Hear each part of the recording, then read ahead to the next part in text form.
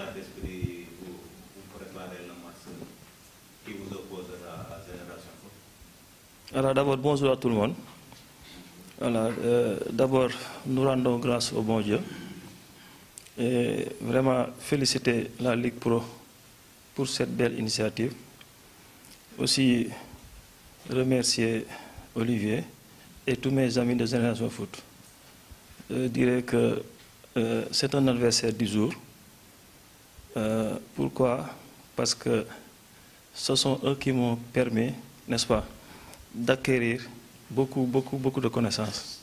N'est-ce pas? Donc vraiment, je remercie à travers Olivier, le président Marie Touré et tout le personnel de GF.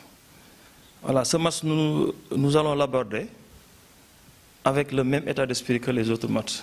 C'est-à-dire que ce n'est pas un match spécial pour nous, bien vrai que j'ai passé là-bas, mais la préparation de ce match, voilà, je dis que la préparation reste la même. Voilà, nous préparons les matchs, n'est-ce pas, avec le même état d'esprit. Et je pense que, Inch'Allah, voilà, on fera une bonne prestation. Comment trouver pour l'adversaire? Vous allez affronter? Mais tout le monde connaît GF. Et puis, bon, en ce moment, il est leader. Donc, nous allons jouer contre le leader. On sait que ce sera un match compliqué pour nous. On vient d'une défaite et on a besoin de rebondir. En tout cas, on va mettre tous les actes de notre côté pour essayer vraiment de gagner ce match, Inch'Allah. Non, laquelle des matchs, on ne peut pas le dire ici. Mais en tout cas, voilà, les gosses vraiment ont envie. Et je pense qu'Inch'Allah, on verra un bon match. Vous dites que vous avez posé le rebondir. Mais face au leader, est-ce que ce n'est pas une tâche quasiment compliquée? Mais je l'ai dit tantôt, mais ce sera un match compliqué. Mais je dirais que toutes les équipes se valaient.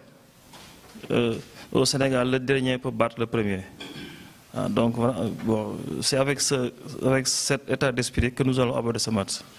En tout cas, bon, nous ferons tout pour vraiment pour pouvoir, n'est-ce pas, gagner ce match. Inch'Allah. Par rapport? Ok. Non, sérieusement, nous, on n'a pas changé notre programme par rapport à la préparation. Seulement, bon, c'est vrai que sur le long terme, les eaux seront affaiblies, mais au moins la veille et le jour du match, les gosses ne gênent pas. Qu'est-ce qui explique l'enchaînement des victoires de l'AS Douanes qui aujourd'hui c'était difficile ici à Marseille? Les victoires d'affilée avant d'être stoppées par les Diables. C'est vrai que sur la première partie de la saison, c'était un peu compliqué. Pourquoi? Parce qu'on avait mal commencé la saison et le doute s'est installé et c'était un peu difficile. Donc il fallait un déclic et par la grâce de Dieu, nous l'avons eu sur la phase aller. Donc, mais rien n'a changé, rien n'a changé. Pourquoi? Parce qu'on savait que les gosses travaillaient et qu'un jour, Inch'Allah, voilà, on savait que ça viendrait. Donc, après le match contre Tenguej, je pense qu'on a eu un déclic. Voilà, et les gosses ont continué sur la même lancée. Jean-Pierre, à son nom. Je peux maintenant poser une question par rapport la même xam nañ ni fa la ñu jógee Génération Foot war a dajeeg war a dajeeg Génération Foot ban sentiment nga am ci ñëwaat retourné waat ci Génération Foot? waaw damay wax ne Génération Foot moom sama lépp la parce que am na bon nu ma ko mën a waxee ci olof waaw j'ai une partie de moi, j'ai une partie de Génération Foot en moi.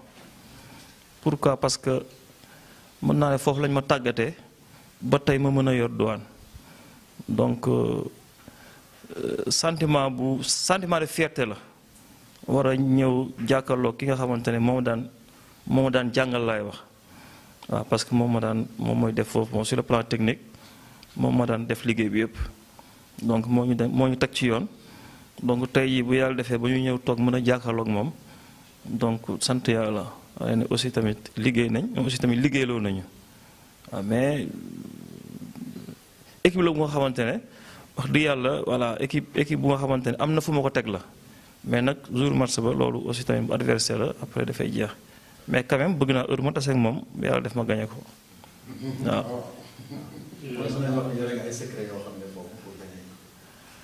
waaw xam nga football moom dafa xaw a complexe waaw mais quand même xam nañ ne bon xam nañ état d'esprit bi ñuy ñëwee xam nañ à peu près discours bi ñu tenir xale yi donc xam nañ ni ñuy footballé donc ñun aussi tamit dinañ jéem a def suñu pexe voilà pour incha allah xool nu ñuy def ba gagné leen bu neexee.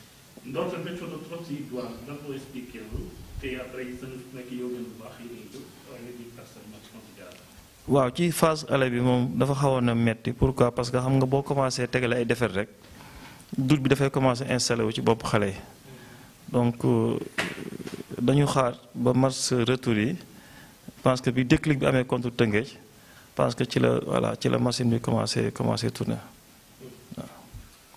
merci David. Merci. On va passer vers ton adversaire. Voilà. Merci. C'est ta maison. C'est pas... Oui, ça qui explique effectivement, on le voit souvent, qu'ils sont constants et qu'ils sont constants. Ils sont constants. C'est une des équipes la plus constante. Oui.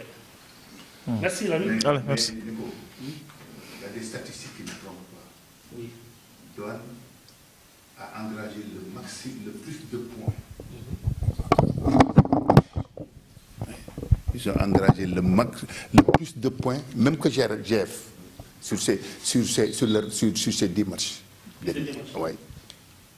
C'est ça, c'est bien, c'est pas ça. Sur les 5 derniers matchs. Sur les 10, ils ont mené un point d'écart.